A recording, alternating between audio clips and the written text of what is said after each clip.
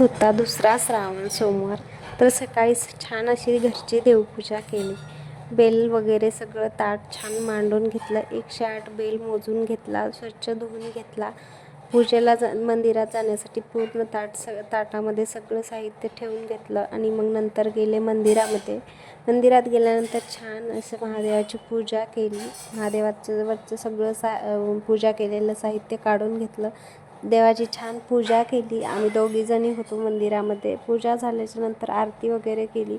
आरती झाल्याच्या नंतर प्रसाद वगैरे ठेवला आणि नंतर मग परीला शाळेतून आणायला मला थोडासा आज उशीरच झाला. परीला शाळेतून घरी घेऊन आले आणि मग नंतर मी घेतलं कपाट आवरायला, कारण कपाटात खूप जास्त गर्दा झाला होता. कारण बरेच दिवस झालं मी व्यवस्थित ठेवलंच नव्हतं. तर मी पुढच्या ब्लॉगमध्ये दाखवते की मी कसं ऑर्गनाईज केलेलं आहे, कसं व्यवस्थित कपडे लावलेले आहेत. तर कसा वाटला आजचा ब्लॉग नक्की कमेंट करा.